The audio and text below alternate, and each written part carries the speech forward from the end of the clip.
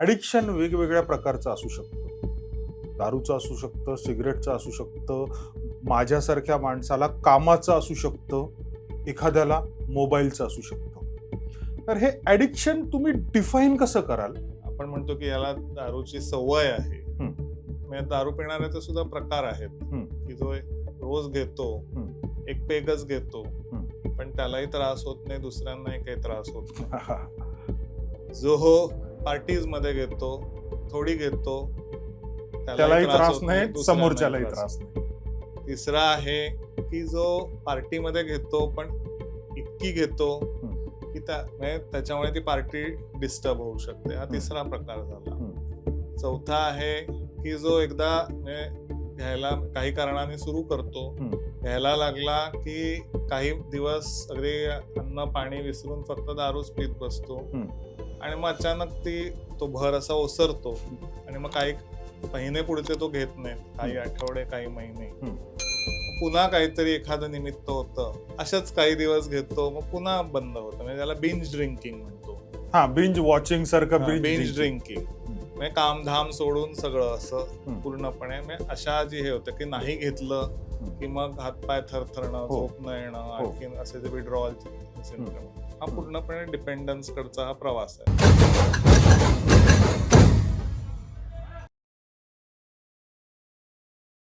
Doctor साहेब, आपण तुमच्या 2 पुस्तकांवरती चर्चा केली.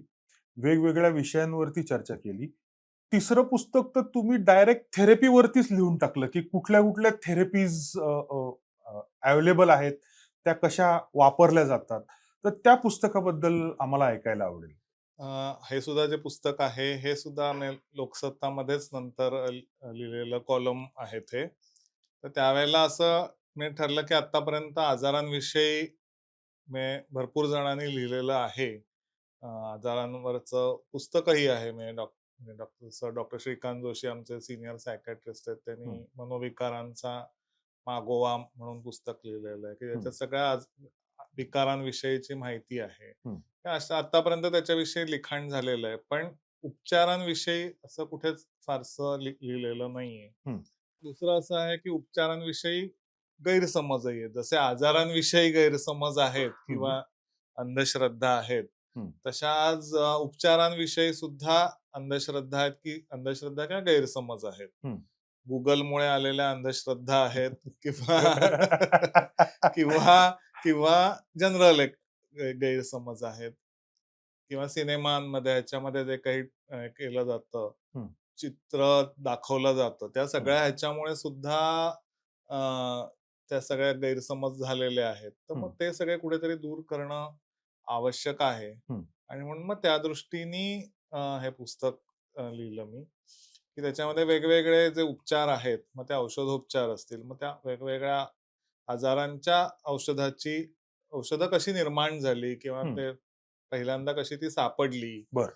किंवा ती रंजक पद्धतीने ते सांगण्याचा प्रयत्न हं. केलेला आहे किंवा हं. त्यांचे उपाय म्हणजे कसे इफेक्ट्स कसे असतात. शेवटी आज मेन कसं असतं, मग कुठचंही औषध घेतलं हं. की गुगल केलं जातं, की अरे ह्याचे साइड इफेक्ट काय आहेत? मग ते हल्ली म्हणजे अगदी कुठची औषध असू दे, म्हणजे ह्याच आजारांविषयी नाही. हं. हल्ली ती एक हे आहे, की मला ट्रेंड झालेला आहे. ट्रेंड झालेला आहे. हं. पण शेवटी औषध जेव्हा आपण वापरतो, हं. तेव्हा ते औषध इफेक्टसाठी वापरतो. बरोबर आहे. हा मुद्दा आपण लक्षात घेत नाही, बरं. की औषध जे ह्याच्यात वापरायला अलाऊ केलेलं असतं, परमिशन मिळालेली असते, तेव्हा ती इफेक्ट्स खूप आहेत त्याचे आणि साइड इफेक्ट हे अगदी नगण्य आहेत. हं. तेव्हाच ते अलाऊ केलेलं असतं. बरोबर आहे. त्याच्यामुळे हे आपण पहिलं लक्षात घेतलं पाहिजे, की आपण जे औषध घेतोय ते इफेक्टसाठी घेतो आहे हं. आणि तो इफेक्ट आहेत म्हणून त्याला साइड इफेक्ट थोडेसे आहेत. बरं. इफेक्टच नसता तर साइड इफेक्ट कसा आला असता? बरोबर आहे. बरोबर आहे. त्यामुळे साइड इफेक्ट कडे जास्त बघायला नाही पाहिजे आपण, कारण ते साइड इफेक्ट जे असतात ते परमनंट असे काही होणारे साइड इफेक्ट नसतात. ते बरं. टेम्पररी असतात, सुरुवातीला दिसतात. हं. अगदीच कोणी एखाद्या औषधाला अगदी ॲलर्जिकच असेल तर अर्थातच ते औषध नक्कीच स्टॉप केलं जातं, बरोबर आहे. असं आहे. पण हं. जनरली असे फार कमी असतात, अशा केसेस फार कमी असतात. हं. ईसीटी, शॉक ट्रीटमेंट हा जो एक मानसिक आजारांमध्ये असतो. आता त्याचं सिनेमांमध्ये खूपच भयानक पद्धतीने हो, सिनेमांमध्ये म्हणजे हां. माझा तो प्रश्न होताच तुम्हाला, की आम्ही असं बघतो, की एक पट्टा लावला जातो आणि असा नॉब चालू केला जातो आणि तो माणूस असा थरथर, थरथर, थरथर कापतो. असे वेव्हज इथे वेव्हज म्हणता येणार नाही त्याला. करंट्स दिसतात. पुढे काय होतं ते दाखवलं जात नाही. तर एक्झॅक्टली हे काय आहे? तर तेच आहे, की ते एक्झॅक्टली काय आहे तेच त्या ह्याच्यात सांगितलेलं आहे, की ती एक शास्त्रीय पद्धत आहे. ठीक आहे, सुरुवात झाली जेव्हा ऑपरेशन्सची सुद्धा सुरुवात झाली, तेव्हा काही अॅनेस्थेशिया नव्हता. तेव्हा डायरेक्ट पोट फाडायचे. हं, बरोबर आहे. अगदी सुरुवात झाली तेव्हा असंच पद्धतीने ते केलेलं गेलेलं होतं. मग हं, हळू-हळू अॅनेस्थेशिया किंवा या गोष्टी त्याच्यात डेव्हलप झाल्या. आणि मग ते आजकाल पहिले अॅनेस्थेशिया दिला जातो, म्हणजे भूल दिली जाते हं.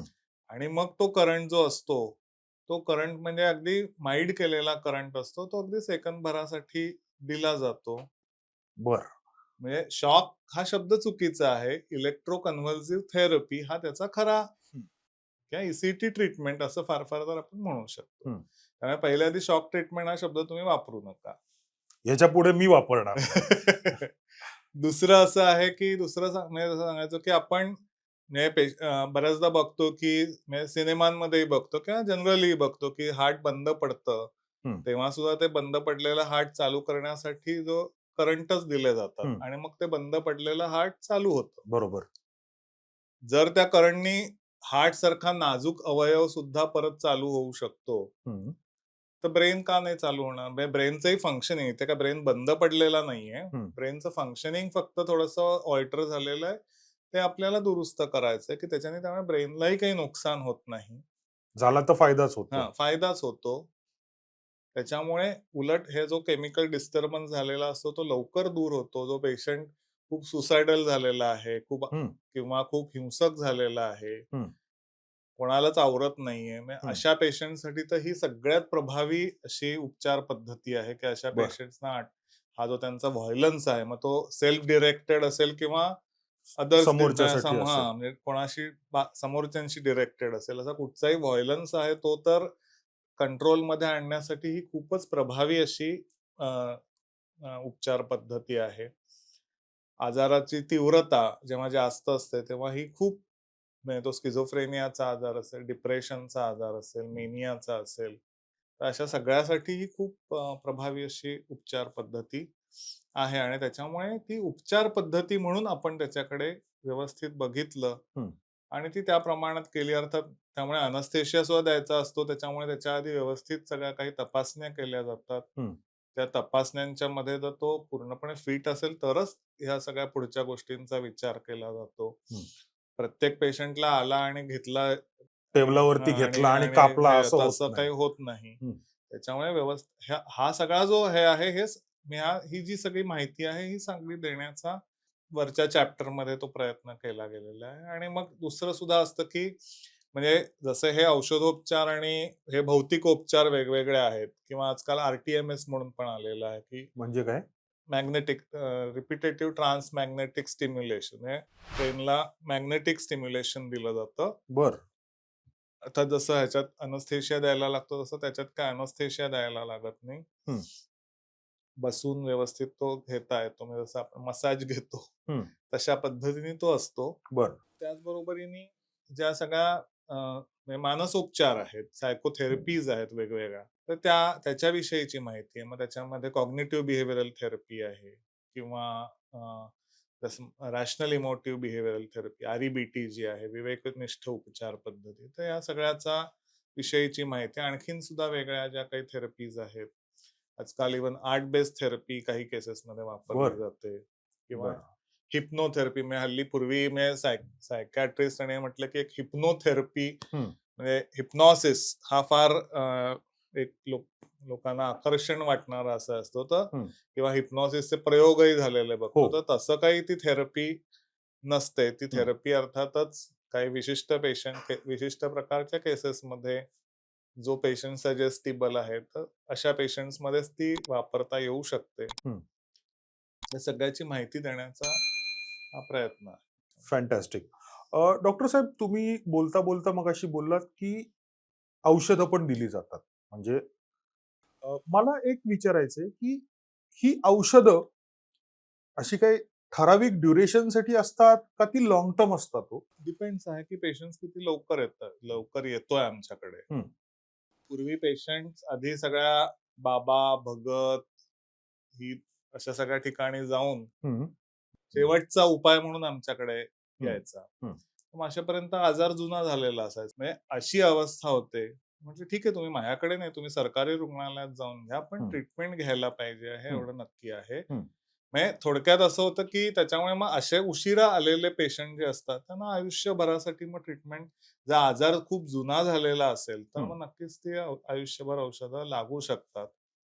या पिरियडमध्ये म्हणजे औषध चालू आहेत, त्या पिरियडमध्ये औषधं बंद केली. केली किंवा झाली असं आपण धरून चालूया. जरूर. तर ते परत सगळं चालू होतं का हो? हो, होतं ना. म्हणजे काही वेळेला असं होतं, की काही आठवडे चांगले जातात, काही दिवस चांगले जातात हं. आणि मग पुन्हा कारण कसं असतं, की तो आजार पूर्णपणे बरा झालेला नसतो, की हं. थोडंफार बरं वाटलेलं आहे म्हणून आपण बरं केलं. हं. मग त्याचं बरं वाटलं, आता कशाला पाहिजेत औषधं. हं. मग आपण बंद करतो हं. आणि मग पुन्हा काही दिवसांनी मग तो उलटून येऊ शकतो आजार. हं. आणि मी एक बघितलंय म्हणजे माझ्या घरातली ही केस आहे, की औषधं चालू होती. एखाद दिवस औषध मिस झालं. चुकून हां, म्हणजे जाणून-बुजून नाही. चुकून मिस झालं, की ते परत सगळं चालू झालं. तो छोटासा पिरियड होता. लक्षात आलं, की औषध मिस झालंय, संपलंय. ते आणलं गेलं आणि पेशंटला दिलं गेलं. पण हे एक डोस मिस झाला तरी एवढं सगळं होऊ शकतं का हो? आता म्हणून म्हटलं, की त्या आजाराची तीव्रता किंवा खूप जुना आजार असेल, तर हं. असं होऊ शकतं. हं. की म्हणजे तसं असतं, की आता आपण बीपीचं औषध जर 2 दिवस नाही घेतलं, हं. तरी आपलं बीपी मग वाढू शकतं हं. किंवा शुगरचा डोस म्हणजे डायबिटीसचं औषध चालू असेल, ते हं. पण 2 दिवस समजा विसरलो, हं. तर शुगरच्या लेव्हलमध्ये पुन्हा फरक पडू शकतो. हं. तर तसंच आहे कुठेतरी, की माईल्ड आजार असेल, तर हं. असं होत नाही. हं. लगेच अगदी काही खूप त्रास होत नाही. हं. पण मुळात तो सिव्हिअर झाला तेव्हाच तो सिव्हिअर स्वरूपाचा असेल किंवा खूप जुना आजार असेल, तर मात्र असं होऊ शकतं. जे फौजी लोकं आहेत, ते जेव्हा बाहेर पडतात आणि जेव्हा ते सीनियर स्टेजला जातात, तेव्हा मेजरली त्यांच्यामध्ये सायकॉलॉजिकल डिसऑर्डर्स येतात, सायकियाट्रिक डिसऑर्डर्स येतात. म्हटलं जातं, ऐकलेलं आहे. हे खरंच खरं आहे का हो? म्हणजे असं काही कॉमन अगदी तो काही हे असेल असं नाही. आता कोण हे बाहेर पडल्यानंतर ते कसं घेतं? हं. तसं असतं तर मग हे प्रमाण खूपच स्वरूपात दिसलं असतं. हं. पण आता हे बाहेर पडल्यानंतर त्या बाहेरच्या आयुष्याशी कोण कसं ॲडजस्ट होतं, तिथे त्याला कसा सपोर्ट असतो, या सगळ्यावर पुढच्या गोष्टी म्हणजे तो पुढच्या आयुष्यात काय करतो आहे? ह्या सगळ्यावर ते डिपेंड असतं, की आता तो कोणत्या लेव्हलचा आहे, सैनिक लेव्हलचा आहे का वरच्या लेव्हलचा आहे. ह्याही सगळ्या गोष्टी तिथे मॅटर करत असतात. डॉक्टर साहेब, तुम्ही म्हणजे नॉट इन जनरल स्पेसिफिकली तुम्ही, पण तुमच्यासारखे डॉक्टर्स कैद्यांबरोबर पण काम करतात. हो, करतात. ती मानसिकता कशी असते हो? बरेचसे त्यातले हे म्हणजे जेव्हा कैदी असतात, गुन्हेगार असतात, तेव्हा त्यांच्याकडनं अँटी सोशल बिहेवियर तर नक्कीच घडलेलं असतं. हं. आता अँटी सोशल बिहेवियर ज्यांच्याकडनं घडलेलं असतं इतक्या टोकाचं, तर त्यांच्यामध्ये प्रत्येकामध्येच म्हणजे ती अँटी सोशल बिहेवियर जरी घडलेलं असलं, तरी अगदी पूर्णपणे अँटी सोशल पर्सनॅलिटी सुद्धा असेल तेवढ्याच सिव्हिअर लेव्हलची हं. पर्सनॅलिटी डिसऑर्डर ज्याला आम्ही म्हणतो. हं. की व्यक्तिमत्व दोष तो तेवढ्याच सिव्हिअर लेव्हलचा असेल असं नाही. काही वेळेला ते बिहेवियर घडलेलं असतं, त्याच्या मागची काही वेगळी मानसिकता असते. म्हणजे जसं तुम्ही मध्यंतरी ती एडोलसंट नावाची जी ओ-टी-टीवर एक आलेली होती. हं. तर मग त्याच्यामध्ये सुद्धा आता त्याच्याकडनं अँटी सोशल बिहेवियर घडलेलं हो. असतं, पण त्याची मानसिकता ही वेगळी होती. हं. आणि तिथेही तुम्ही बघितलं असेल, की त्या क्रिमिनल सायकॉलॉजिस्ट जी हो. असते, ती हो. तिथे त्याला हे करत असते. हं. बरोबर आहे. तर त्याच्यामुळे अशा कैद्यांना म्हणजे जे असे आहेत, की ज्यांनी अशा या तरुण वयात किंवा आपण म्हणतो ना, की एडोलसंट्सना जेव्हा ते अशी कुकृत्य करतात, तेव्हा त्यांना त्या रिमांड होममध्ये किंवा हो. ह्याच्यात सुधारगृहात ठेवलं जातं. बरोबर. म्हणजे आपण त्यांना सुधारण्याचा चान्स देत चान्स असतो. देतोय. हं. हं. तर मग अशांना सुधारण्यासाठी आपल्याला नक्कीच त्यांना अशा काही थेरपीजद्वारे मदत करता येऊ शकते. म्हणजे याच्यामध्ये रिहॅबिलिटेशन, हे जे रिहॅबिलिटेशनचे काही मेथड्स आहेत त्या आपण त्यांच्यात वापरू शकतो. कारण शेवटी असं असतं, की म्हणजे जसं आपण ज्ञानेश्वरीत सुद्धा म्हटलंय, की "दुरितांचे तिमिर तिमिर जावो." जावो. बरोबर आहे. हं, म्हणजे प्रत्येक जण जे खळांची व्यंकटी सांडो आणि किंवा दुरितांचे तिमिर जावो असं जे हं, पसायदानात म्हटलेलं हं. आहे. त्याचा अर्थच हा आहे ना, की त्यातला वाईटपणा जावा, त्यातला दुर्जनपणा जावा. हो. प्रत्येक व्यक्ती काही पूर्णपणे अंतर्बाह्य दुर्जन नसते. हं, त्याच्यामुळे त्याच्यातल्या सज्जनपणाला हाक घालणाऱ्या त्या थेरपीजमधनं त्या वेगवेगळ्या रिहॅबिलिटेशनच्या ज्या हे असतात, हं. त्याच्यातनं एक प्रयत्न तर नक्की असे करता येऊ शकतात थोडे. डॉक्टर साहेब, एक प्रश्न मगाचपासून माझ्या मनात घर करतोय, ते म्हणजे ॲडिक्शन. ॲडिक्शन वेगवेगळ्या प्रकारचं असू शकतं. दारूचं असू शकतं, सिगारेटचं असू शकतं, माझ्यासारख्या माणसाला कामाचं असू शकतं, एखाद्याला मोबाईलचं असू शकतं. तर हे ॲडिक्शन तुम्ही डिफाईन कसं कराल? ही पहिली गोष्ट. आणि त्याच्यावरती उपचार काय आहे तो? ॲडिक्शन म्हणजे असं आहे, की एखादी म्हणजे आपण आपण म्हणतो, की ह्याला दारूची सवय आहे. हं, ते सवय आणि व्यसन याच्यामध्ये सुद्धा फरक आहे. हं, कधी-कधी दारू पिणारा रोज घेतो, हं, एक पेगच घेतो, हं. पण त्यालाही त्रास होत नाही, दुसऱ्यांनाही काही त्रास होत नाही. हां, जो पार्टीमध्ये म्हणजे पार्टीजमध्ये घेतो, थोडी घेतो, त्यालाही त्यालाही त्रास त्रास होत नाही, नाही, दुसऱ्यांनाही समोरच्यालाही त्रास होत त्रास नाही. नाही. तिसरा आहे, की जो पार्टीमध्ये घेतो, पण इतकी घेतो, हं, की म्हणजे त्याच्यामुळे ती पार्टी डिस्टर्ब होऊ शकते. हा हं, तिसरा प्रकार झाला. हं, चौथा आहे, की जो एकदा म्हणजे घ्यायला काही कारणाने सुरू करतो. हं, घ्यायला लागला, की काही दिवस अगदी अन्न, पाणी विसरून फक्त दारूच पीत बसतो हं, आणि मग अचानक तो भर असा ओसरतो आणि मग काही महिने पुढचे तो घेत नाहीत. काही हं, आठवडे, काही महिने. हं. मग पुन्हा काहीतरी एखादं निमित्त होतं. ट्रिगर होतं हां, काहीतरी. हं. निमित्त होतं. अच्छा. हां. ओके. आणि त्याच्याने तो पुन्हा अशाच काही दिवस घेतो. मग पुन्हा बंद होतं. म्हणजे त्याला बिंज ड्रिंकिंग म्हणतो. हां, बिंज वॉचिंग सारखं हां, बिंज बिंज ड्रिंकिंग. ड्रिंकिंग. हं, तर तो चौथा प्रकार आहे. हं, आणि पाचवा जो आहे, की जो म्हणजे सुरू होतं, की आठवड्यातनं एकदा असतं. हं, मग ते आठवड्यातनं 2दा होतं, मग रोज होतं. हं, म्हणजे रोज संध्याकाळी असेल. हं, मग रोज 2दा होतं. हं, मग 2दाचं हळू ते वाढत जाऊन दिवसभर म्हणजे कामधाम सोडून सगळं असं हं, पूर्णपणे म्हणजे अशा जी हे होतं, की हं, नाही घेतलं, हं. की मग हातपाय थरथरणं, हो, झोप न येणं, हो. आणखीन असे जे विड्रॉवलचे हे हं, सिम्प्टम. हा हं. पूर्णपणे डिपेंडन्सकडचा हा प्रवास आहे. बरं. म्हणजे अशा हा जो प्रवास आहे, की हा व्यसनाकडे हा पूर्णपणे व्यसन आहे. हं, बिंज ड्रिंकिंग किंवा हे, हं, हा सगळ्या व्यसनाकडे जाणारा हा प्रवास आहे. हं, व्यसन म्हणजे काय?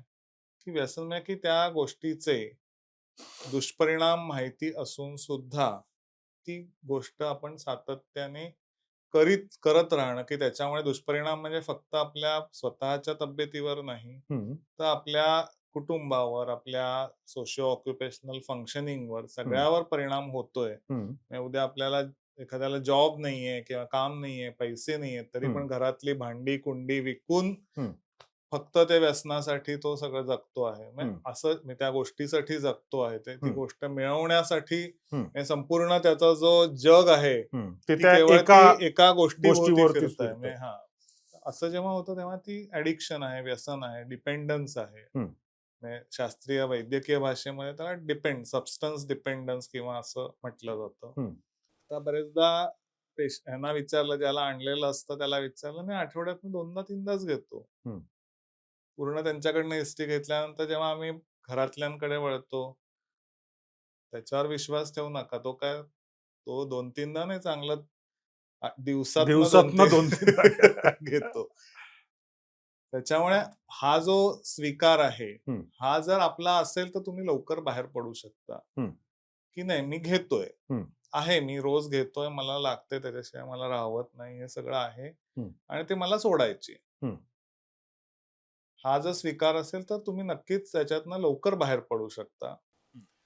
आणि मग तरी सुद्धा ज्यांना हे आहेत त्याच्यासाठी मग वेगवेगळी व्यसनमुक्ती केंद्र आहेत. मोबाईल व्यसन मुक्ती केंद्र आहेत का हो? अजून तरी नाही निघालेली आहेत. नाही, पण मोबाईलचं म्हणजे जोक सपाट, मोबाईलचं व्यसन लहान मुलांमध्ये खूप आहे. हो. ते कसं कंट्रोल करता येईल? तुम्ही त्यांना ते न देणं. डॉक्टर साहेब, ते शक्य नाहीये ना सध्याच्या का परिस्थितीमध्ये. शक्य नाही? म्हणजे लहान मुलांना जर अगदी लहानपणापासून हं. हे एक ठराविक वेळासाठीच जर ते तुम्ही दिलं किंवा तुम्ही पण ते अगदी ठराविक वेळासाठीच वापरलं, हं. तर ते सहज शक्य आहे.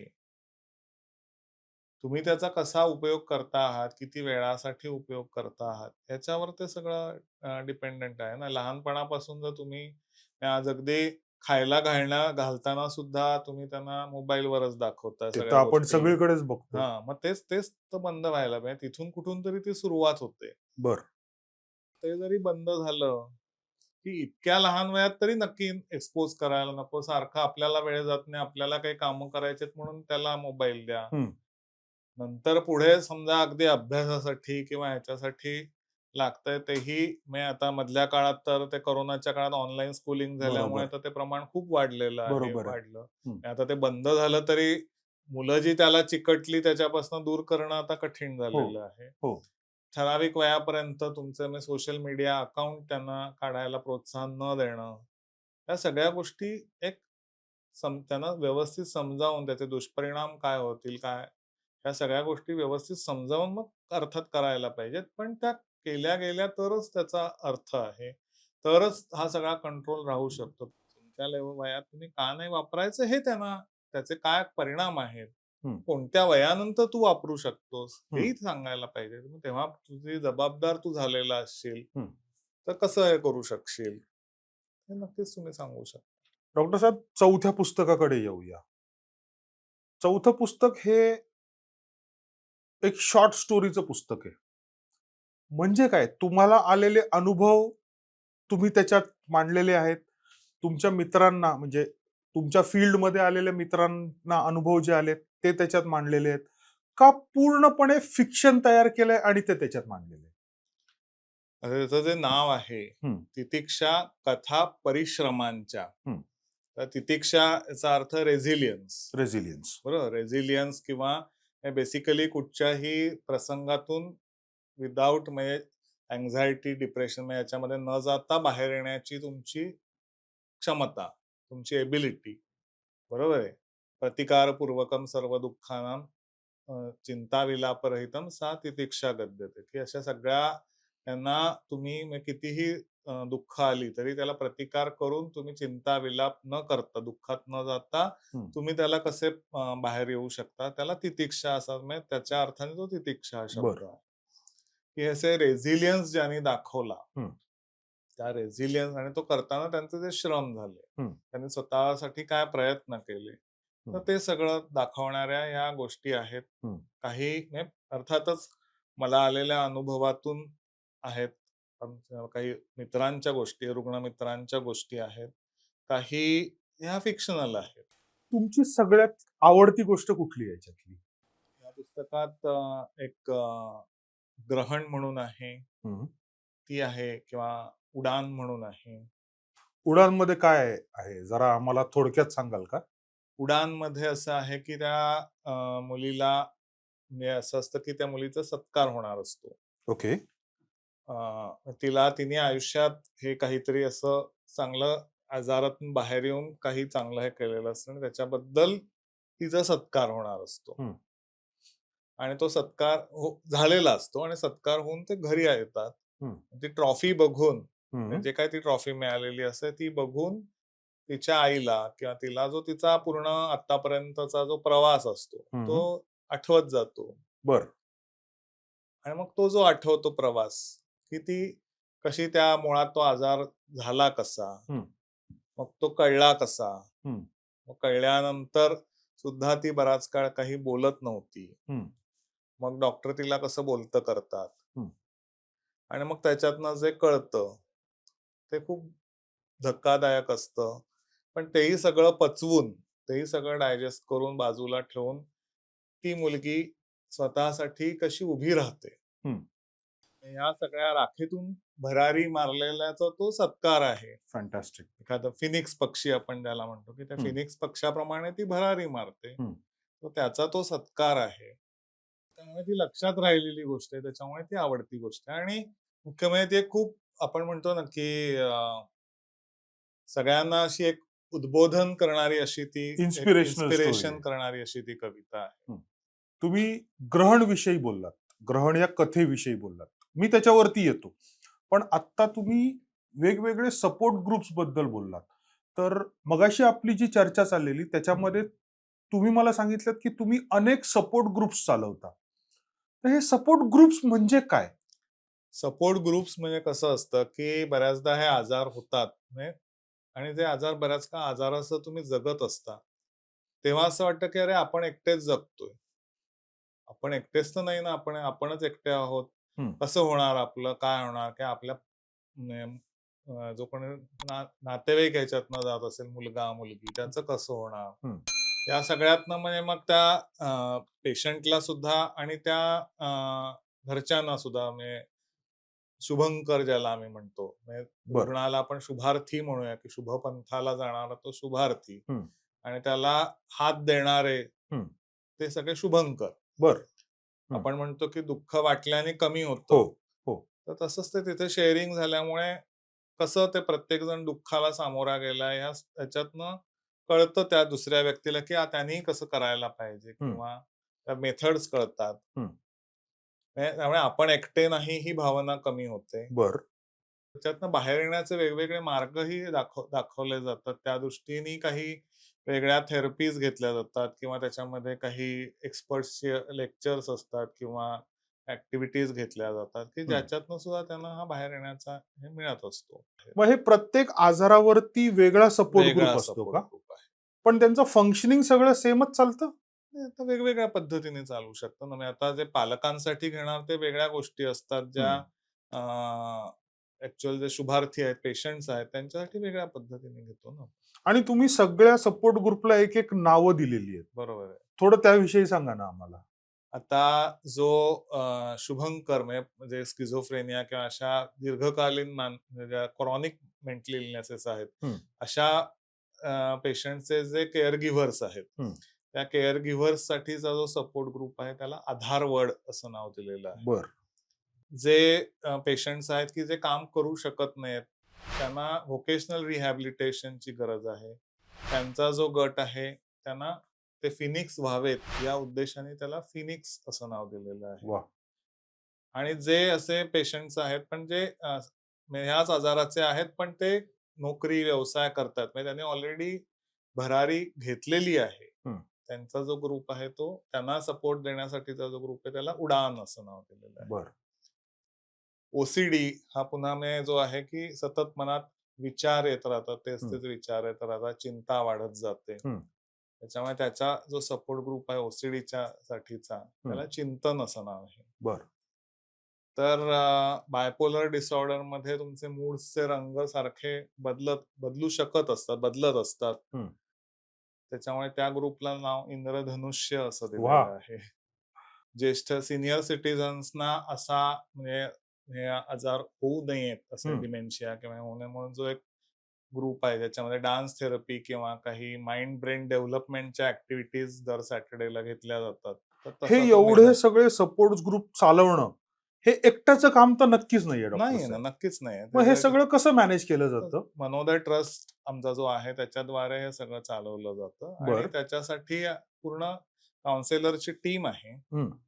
फॅसिलिटेटर्स म्हणजे ते फॅसिलिटेट करतात ते बरं. ग्रुप्स आणि ते सगळं अर्थात मॉनिटरिंग मी करत असतो, पण हं. मेनली हे सगळे सपोर्ट ग्रुप्स ते सगळे फॅसिलिटेटर्स चालवतात. आणि हे सगळं फ्री ऑफ कॉस्ट आहे. हे सगळं फ्री ऑफ कॉस्ट आहे. तुम्ही दुसरीकडे कुठेही ट्रीटमेंट घेत असाल, दुसऱ्या डॉक्टरकडे ट्रीटमेंट घेत असाल, तरी ग्रुपपुरते नक्कीच तुम्ही येऊ शकता. Fantastic, fantastic. डॉक्टर आपण ग्रहणकडे येऊया.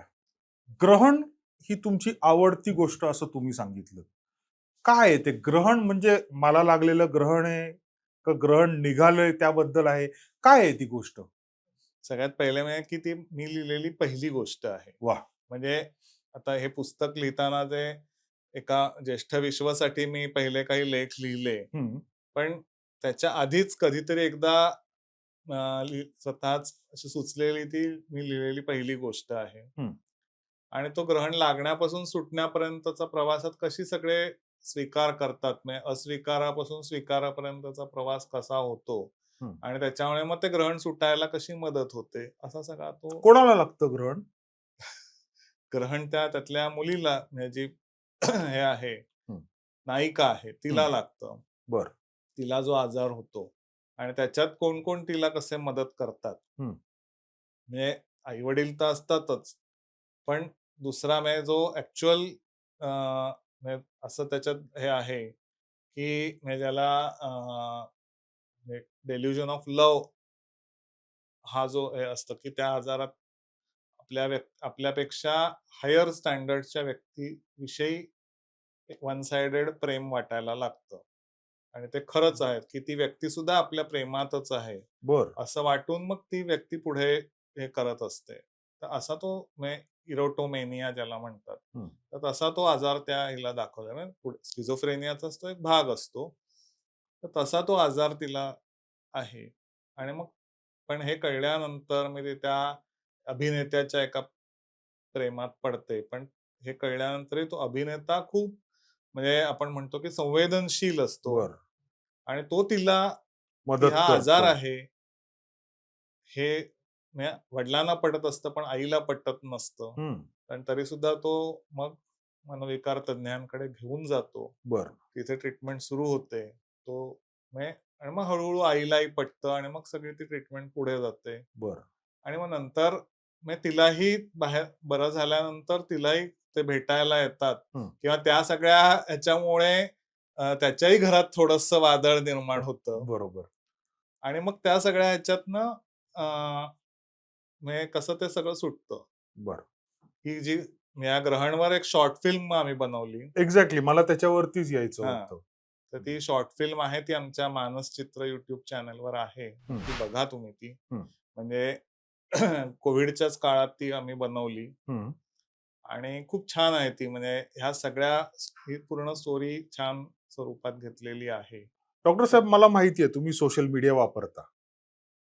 तो सोशल मीडिया इतरांच्या भल्यासाठी तुम्ही वापरता. हो. तुमचे YouTubeवरचे व्हिडिओज मी बघत असतो.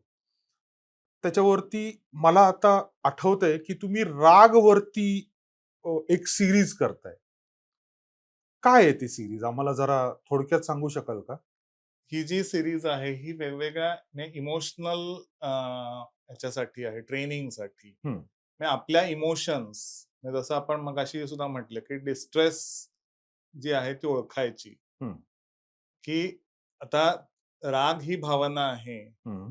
पण रागाचं जेव्हा संतापात रूपांतर व्हायला लागतं, तेव्हा आपल्याला ते उपचार घ्यावे लागतात. बरं. किंवा दुःखाकडनं आपण डिप्रेशनमध्ये जातो, सॅडनेस कडून आपण डिप्रेशनमध्ये जातो, तेव्हा पुढे उपचार घ्यावे लागतात. पण त्याच लेव्हलला आपल्याला ते ओळखता आलं, की आपण तिथे जातोय. हं.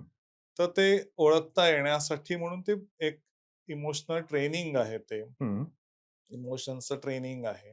त्याच्यामुळे त्याची सुरुवात भीती, दुःख आणि राग ह्या ज्या आपल्या प्रिमिटिव्ह इमोशन्स आहेत, हं. त्या इमोशन्सपासून आम्ही केलेली आहे. बरं.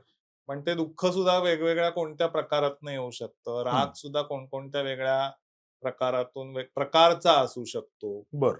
किंवा भीती सुद्धा कोणत्या वेगवेगळ्या प्रकारच्या असू शकते. असे हं. ते प्रत्येक ह्याच्यातले दुःखावरचे 5-6 आहेत हं. किंवा रागावरचे 5 आहेत, भीतीवरचे 4-5 आहेत. तर असे ते एपिसोड्स अगदी 30-30 1-1 मिनिटाचे असे ते काहीतरी आम्ही केलेले आहेत, की त्याच्यातनं ते तुम्ही ओळखा आणि मग तुम्ही काय करायला पाहिजे हे त्याच्यातनं सांगितलेलं आहे. डॉक्टर साहेब तुमच्या लेटेस्ट पुस्तकाबद्दल आता चर्चा करूया. मला आठवतंय तुम्ही मला इन्व्हाईट पाठवलेलं.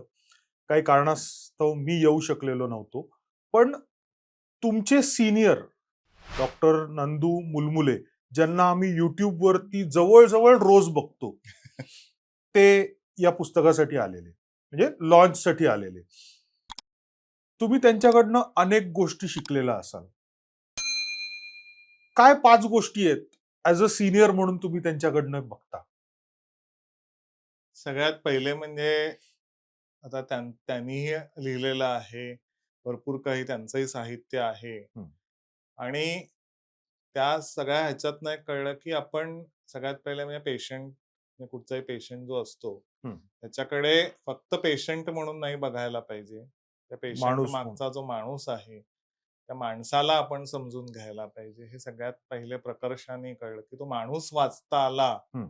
तर नक्कीच आपण बऱ्याचशा गोष्टी साध्य म्हणजे त्या त्या व्यक्तीसाठीच बऱ्याचशा गोष्टी साध्य करू शकतो. त्यामुळे फक्त एक डॉक्टर पेशंट हे नातं जरी सांभाळलं तुम्ही, हं. तरी त्याच्यामागचा माणूस पण तुम्ही नक्कीच वाचायला शिकलं पाहिजे, सगळ्यात पहिली गोष्ट. हं. दुसरं म्हणजे की तुमचं वाचन हे खूप अफाट असायला पाहिजे या सगळ्यासाठी. राइट. म्हणजे सरांचं जे अगदी गालिबपासून वेगवेगळ्या गोष्टी म्हणजे संस्कृत श्लोक असू देत, हो. म्हणजे सगळं संस्कृत साहित्य असू दे हो. किंवा गालिब असू दे किंवा इतर शेरो-शायरी असू दे. हं. त्या सगळ्यावरचं जे एकदम जे प्रभुत्व आहे किंवा हा सगळ्याचा जो अभ्यास आहे, तो पण खूप दांडगा आहे. हं. त्याच्यामुळे तो एक महत्त्वाचा भाग म्हणजे तो एक कळला. आणि एक महत्त्वाची गोष्ट म्हणजे की हे सगळं मांडताना तुम्ही ते जितक्या सोप्या भाषेत आणि हे कराल, तेवढं ते जास्त चांगलं आहे. डॉक्टर साहेब, समर्थ मनासाठी श्लोक मनाचे. कुठेतरी रामदास स्वामींच्या मनाच्या श्लोक आणि या पुस्तकाचा संबंध आहे? अर्थातच आहे. कसा बरं आम्हाला सांगा ना जरा? म्हणजे सगळ्यात पहिले आम्ही म्हणजे दर अ, वर्षी मनआरोग्य सप्ताह असतो हं. 10 ऑक्टोबरच्या आसपास. हं. म्हणजे 10 ऑक्टोबर हा जागतिक मनस्वास्थ्य हो. दिन आहे. हो. तर त्यावेळेला काही जनजागृतीचे कार्यक्रम करत असतो. तर हं. त्यावेळेला 2-3 वर्षापूर्वी, 3 वर्षापूर्वी मला वाटतं, की श्लोक मनाचे, आरोग्य मनाचे असा एक कार्यक्रम केला. त्याच्यात कॉर्पोरेट कीर्तनकार असा हो. मोठा भक्त आहेत समीर लिमये. हं. ते आणि मी मिळून असा तो केलेला होता, की त्याने त्या श्लोकांचं त्यांच्या पद्धतीने निरूपण केलं हं. आणि मी मानसशास्त्रीय निरूपण केलं. अर्थात मी कोणते श्लोक घ्यायचे वगैरे ते सगळं आम्ही ठरवलेलं होतं. कारण म्हणजे 205 एक श्लोक श्लोक. 205 श्लोक आहेत. त्यामुळे त्यातले 2 तासात हं. बसतील एवढेच 13 ते 14 श्लोक आम्ही निवडलेले होते. हं. तर एक श्लोक घ्यायचा आणि त्याचं निरूपण करायचं. म्हणजे समीर लिमये त्यांच्या अँगलनी तो हां, श्लोक समजवायचे. तुम्ही माझ्या पद्धतीने. तुमच्या पद्धतीने. आणि एखादा श्लोक आम्हाला ऐकायला आवडेल. मग आता पहिलाच अगदी जो श्लोक आहे हं. किंवा दुसरा श्लोक घ्या, पहिला आणि दुसरा हवा तर घेऊया, घेऊ. की गणाधीश जो ईश सर्वा गुणाचा, मुळारंभ आरंभ तो निर्गुणाचा, नमो शारदा मूळ चत्वार वाचा, गमू पंथ अनंत त्या राघवाचा, असा जो हं. पहिला श्लोक आहे. आता इथूनच सुरुवात केलेली आहे. हं. आता या श्लोकाचं निरूपण जे केलेलं आहे, मी केलेलं आहे, हं. की ते म्हणजे असं आहे, की याच्यात गणेशाला म्हणजे गणपतीला आणि शारदेला अशा हं. वंदन करून वंदन त्याने सुरुवातीला केलेलं. आता हं. हेच 2 का निवडलेले आहेत? बरं. तर गणपती आहे. तर गणपतीचं जे मुख असतं ते हत्तीचं मुख असतं आणि हो. हत्तीचा मेंदू हा खूप शार्प शार्प असतो. असतो आणि बरोबर आहे. मेमरी पण त्याची खूप शार्प असते. हं. या दृष्टीने सुद्धा म्हणजे गणेश हा महत्वाचा ठरतो, की आणि मनाचं जे सगळं कार्य असतं ते मेंदूचंच असतं हं. कार्य. हं. म्हणजे मेंदूमध्येच मन असतं. त्याच्यामुळे सुद्धा त्या दृष्टीने सुद्धा ते खूप रूपकात्मक झालेलं आहे. हं. दुसरं म्हणजे की हे आहे की जी वाणी आहे म्हणजे शारदा ही वाणीची देवता आहे आणि बरोबर. वाणीचे 4 प्रकार आहेत. चत्वार वाचा जे म्हटलेलं हं. आहे, हं. की जे वैखरी, मध्यमा, परा आणि पश्यंती असे जे हे आहेत. हं. तर ते वेगवेगळे जे 4 प्रकार आहेत. तर हं. त्या सगळ्याची देवता ही शारदा आहे. हं. बरोबर आहे. म्हणजे की तुम्ही नुसतं बोलणं नाही, तर बोलण्यामागचा अर्थ, बोलण्यामागचा भावार्थ हे सगळं जे समजून देहबोली हे सगळंच तुम्ही समजून घ्यायला पाहिजे. ही हं. सगळी वाणी होते. हं. आणि हे सगळं सुद्धा एक म्हणजे तुम्ही कुठच्याही मनाचं जेव्हा हे करतात, तेव्हा त्याचं सगळ्याचं निरीक्षण तुम्हाला करायचं असतं. हं. त्यामुळे या दोन्ही दृष्टीने म्हणजे मनाचा जेव्हा तुम्ही विचार करता, तेव्हा गणपती म्हणजे गणेश आणि शारदा ही अत्यंत योग्य अशी देवता आहेत. बरं. त्यांना वंदन करून ही सुरुवात केलेली आहे. हं. आणि दुसरं म्हणजे की त्याच्यात हे आहेत की राघवाचा पंथ सांगितलेला आहे. हं. आता राम किंवा प्रभू श्रीराम असा कुठेही शब्द वापरलेला नाही. राघव हा शब्द वापरलेला बर. आहे. तर तो राघव हा शब्द का वापरलेला आहे? तर हं. राघव म्हणजे आता रघुकुलात जन्मलेला तो राघव असा हं. जरी असला, हं. तरी राघव हे प्रभू श्रीरामांचं आपण म्हणूया की एक अनंत असं रूप रूप आहे. आहे. बरोबर आहे, की जे आपण म्हणूया की एक थोडंसं गुणांकडे बघणारं असं रूप, गुणांचं रूप आहे. हं. तर ते त्रिगुण कोणते? तर सत्व, रज, तम हे जे गुण आहेत, हं. हे असे गुण आहेत. मानसशास्त्रीय दृष्टीने विचार केला, तर माणसांच्या आपल्या भावनेचा जो हे झालेला आहे, हं. विकास झालेला आहे, तो पहिल्या आदिम भावना होत्या, जेव्हा आपण आदिमानव होतो. हं. आणि जेव्हा तुम्हाला फक्त बायोलॉजिकल चॅलेंजेस होती, हं. तेव्हा लढ किंवा पळ काढ किंवा हं. थिजून जा असे हं. 3 हे असायचे. हं. तर त्या काळात 3 भावना त्याच्यामुळे असायच्या. भीती, हं. म्हणजे पळून जाण्यासाठी भीती, हं. लढण्यासाठी राग हं. किंवा नैराश्य हं. म्हणजे थिजून जाणं. हं. तर या आदिम भावना आहेत. तिथून पुढे जाऊन माणसाचा जेव्हा माणूस अं, प्रगत झाला, थोडासा कुटुंबात राहायला लागला, हं. शेती करायला लागला, तेव्हा त्याच्या पुढची चॅलेंजेस ही बायोलॉजिकल न राहता सायकोसोशल झाली. बर. आणि त्याच्यावर ब्रेनवर पण त्याच काळात ब्रेनवर कॉर्टेक्स आलं. म्हणजे पूर्वी हं. जे फक्त लिंबिक कॉर्टेक्स होतं, ते हं. वरती सेरिब्रल कॉर्टेक्स आलं. हं.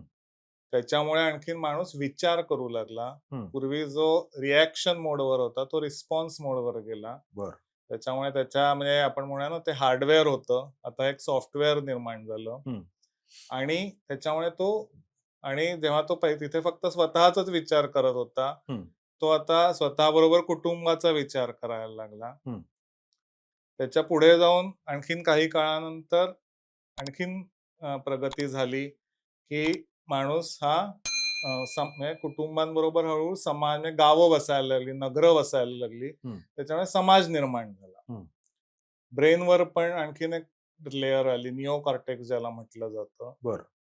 त्याच्यामुळे माणूस आता विचारपूर्वक कृती करू लागला. रिस्पॉन्स हा रिस्पॉन्स द्यायला लागला. म्हणजे हं. तो आणखीन आपण म्हणूया की मॉडिफाईड रिस्पॉन्स झाला. हं. म्हणजे पहिलाच जर एवढं तुम्ही बोलू शकताय पहिल्या श्लोकावरती, तर जे 12-13 श्लोक आहेत, तर ते म्हणजे 205 205 पण त्याच्यातले सिलेक्टेड सिलेक्टेड. हां, 12-13 आपण हां. म्हणतोय. म्हणजे मला असं वाटतंय आणि जे ऐकतायत त्यांना पण असंच वाटत असेल, की डॉक्टर साहेबांनी बोलणं थांबवूच नाही. हरकत नाही. 205, 206 श्लोक ह्याच्यातनं 12 ते 13 श्लोक आपण निवडलेत. ते त्या कार्यक्रमासाठी निवडले. याच्यात सगळे आहेत. हं. ह्याच्यात सगळे आहेत. तर 12 ते 13 त्या कार्यक्रमासाठी निवडले. तर हे 205 पासून 12 ते 13 ही प्रोसेस कशी होती डॉक्टर साहेब? आता ते निवडक असे अशासाठी हे केले, कारण आता कसं आहे, की मी आता त्याच्यात जो विभागणी झालेली आहे, की केलेली आहे, त्यांनी केलेली आहे. ती अशा पद्धतीने केलेली आहे, की पहिले ह्या ज्या तुमच्या आदिम भावना आहेत, त्या भावनांवर कसा नियंत्रण मिळवायचं हे पहिल्या काही श्लोकांमध्ये सांगितलेलं आहे. हं. दुसऱ्या काही श्लोकांमध्ये मग तुम्ही हा विवेक जो आहे, हं. रॅशनल थिंकिंग आहे, ते कसं डेव्हलप करायचं, हे पुढच्या काही श्लोकात आहे. बरं. नुसतं डेव्हलप नाही करायचं, तर ते कसं त्याचा सराव करत राहायचा, त्याची प्रॅक्टिस कशी करत राहायला पाहिजे. कारण हं. प्रॅक्टिस करणं खूप महत्वाचं आहे. मग ती कशी करायची, हं. हे त्याच्यात सांगितलेलं आहे. हं. मग असं करता-करता ह्या समाजरूपी ईश्वराशी तुम्ही कसं साक्षीभावानी एकरूप व्हायला पाहिजे, हा सगळा प्रवास हा शेवटच्या श्लोकांमध्ये. त्यामुळे बरं. ह्याच्यातले असे काही निवडक श्लोक आम्ही काही घेतलेले होते त्याच्यात. आणि तो प्रयोग जो आहे, तो किती वेळाचा प्रयोग आहे आणि त्याच्यामध्ये 2 जण आहेत, 4 जण आहेत, 5 जण आहेत, किती जण आहेत त्याच्यात? नाही, त्याच्यात मी आणि समीर लिमये आम्ही दोघंच आहोत. हं. हां. आणि खूप सुंदर तो झाला होता प्रोग्राम. म्हणजे अगदी लोकांनी भरभरून रिस्पॉन्स त्यावेळेला दिलेला होता. बरोबर. खूप त्यामुळे लोकांना आवडलाही तो आणि म्हणूनच ती कुठेतरी प्रेरणा त्या कार्यक्रमाच्या द्वारे समर्थानेच दिली असं आपण म्हणूया, हं. की पुढेही ह्याचा सगळा आणखीन डिटेल अभ्यास करावा असं झालं. हं. म्हणून मग श्रीरामांच्याही चरित्राचा मी अभ्यास केला. बरं. आणि डॉक्टर आनंद नाडकर्णींनी लिहिलेलं कर्मधर्म संयोग म्हणून पुस्तक आहे. हं. तर त्याच्यात ह्या सगळ्या पुस्तकांचा अभ्यास आणि अर्थात दासबोध सुद्धा समर्थानेच लिहिलेला राइट. दासबोध. तर या राइट. सगळ्याचा खूप उपयोग झाला सगळ्या पुढच्या हं. अभ्यासासाठी हं. आणि त्याच्यातनं मग रिसर्च बेस्ड एक रिसर्च पुस्तक बेस्ड तयार पुस्तक झालं. आहे तयार बरं. झालेलं आहे. माझा शेवटचा प्रश्न. 5 पुस्तकं झाली. 6वं पुस्तक काय आणि कधी? 5वं पुस्तक हे आत्ताच आलेलं आहे. हं. त्याच्यामुळे आता अजून हे पुढचा पुढचा अभ्यास काय करायचा तो ठरवतो आहे. बरं. आता तो सर्वसाधारणपणे मी आता हा जो आत्तापर्यंतचा अभ्यास झालेला आहे, हं. हा साधारणपणे आपण म्हणूया की एक जनरल संत साहित्य किंवा असा कुठेतरी अभ्यास झालेला आहे. तर आता असा एक थोडा विचार आहे की काही म्हणजे आपण म्हणूया की अ, माणसाच्या काही सवयी असतात किंवा हे असतात. तर त्याच्या दृष्टीने काही अभ्यास करण्याच्या दृष्टीने विचार चालू आहे. नक्कीच आमच्या शुभेच्छा आहेत तुम्हाला आणि ही 100% खात्री आहे मला, की लवकरात लवकर तुम्ही त्या काउचवरती आणि मी या हॉट सीटवरती परत येणार आहोत आणि जे तुमचं 6वं पुस्तक येणार आहे, त्याच्याबद्दल आपण इन डिटेलमध्ये चर्चा करणार आहोत. मन, मनाचे विकार, मनाचे आजार, त्याच्या उपचार पद्धती आणि या सगळ्यावरती एका डॉक्टरने लिहिलेली 5 पुस्तकं. एक व्यवसाय करता करता तुम्ही साहित्य कसं घडवू शकता, तुमच्या व्यवसायाशी रिलेटेड साहित्य कसं घडवू शकता, याचं एक मूर्तिमंत उदाहरण म्हणजे आजचे आपले पाहुणे. आज इथेच थांबतो. परत लवकरात लवकर पुढच्या एपिसोडमध्ये एका नवीन पाहुण्याबरोबर. जय हिंद, जय महाराष्ट्र.